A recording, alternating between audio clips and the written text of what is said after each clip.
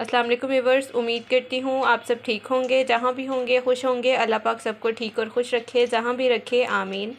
तो व्यूअर्स, आज की मेरी रेसिपी है आलू मटर कीमा। मैं आप लोगों के साथ शेयर करूँगी क्योंकि मुझे बहुत पसंद है ये खुद रेसिपी। मुझे बनाना भी बहुत पसंद है और मुझे कीमा मटर वैसे ही बहुत पसंद है। मैं अपनी रेसिपी शुरू करती हूँ अल्लाह के नाम के साथ, बिस्मिल्लाहिर्रहमानिर्रहीम। तो व्यूअर्स, ये है मेरे पास आधा किलो कीमा, जो कि मैंने बगैर हड्डी के लिया था, लेकिन मैंने हड्डी जो है वो अलग से डलवाई है। ये है मेरे पास मैंने लिए हैं मटर, जो कि आधा किलो हैं। साथ मैंने आलू लिए हैं 1 पाव के करीब। ये है मेरे पास आलू इस शेप के और इतनी ही साइज़ के मैंने काटे हैं। ये है मेरे पास 3 से 4 अदद हरी मिर्चें, जो कि बहुत मज़े का लगती हैं जब हम लोग मसाला भूनते हैं। मेरे पास 3 to 4 टेबल स्पून लहसुन अदरक का पेस्ट, जो कि मैंने अच्छी तरह चॉप कर लिया है। ये है मेरे पास टमाटर, जो हैं 3 से 4 अदद, जो मैंने इस शेप की काट ली है। ये तो वैसे ही भुनाई में घुल जाते हैं। ये है मेरे पास गार्निशिंग के लिए मैंने हरा धनिया जो है वो वॉश करके काट के रखा था। ये है मेरे पास प्याज, जो कि मेरे पास 4 से 5 अदद है और इस शेप की हमने काटनी है।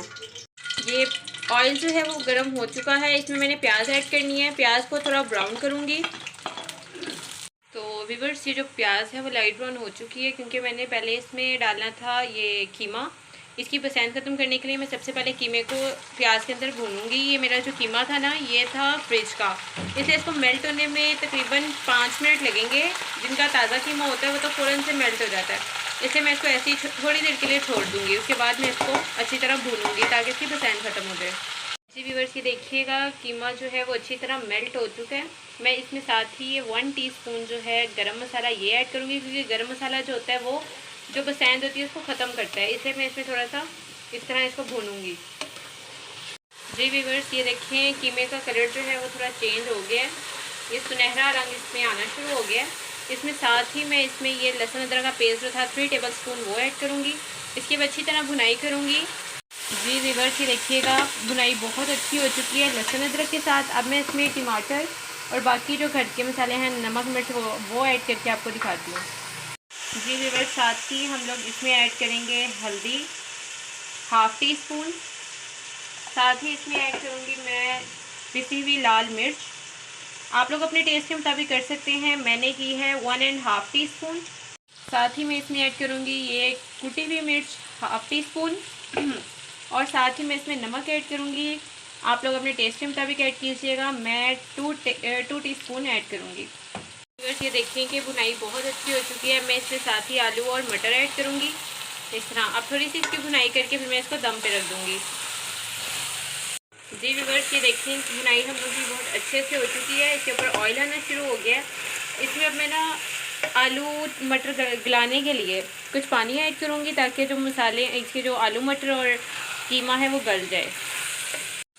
ये मैंने इसमें थोड़ा सा ही पानी ऐड करना है कि इस पानी में जो है वो गल जाए सब कुछ। ज़्यादा पानी नहीं ऐड करूँगी। ये देखिए सिर्फ इतना सा पानी ऐड करना है।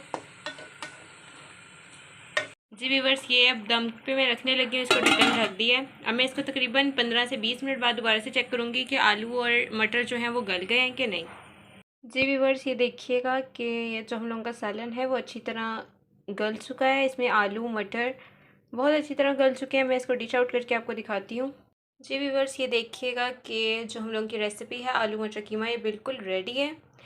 आप लोग देख सकते हैं ये बहुत मज़े का बना है। इसकी जो स्मेल है, जो इसका टेस्ट है वो बहुत मज़े का। इसमें से बिल्कुल भी बसैंद जो है वो नहीं आ रही, क्योंकि इसको जब प्याज में भुना था तो इसका यही होता है कि जब कीमे को या गोश्त को, कोई भी बड़ा गोश्त हो, बीफ का या मटन का कोई भी हो, उसको जब हम लोग प्याज में भून लेते हैं थोड़ा सा, तो उसकी जो बसैंद होती है वो ख़त्म हो जाती है। इसमें से बिल्कुल भी बसैंद नहीं आ रही।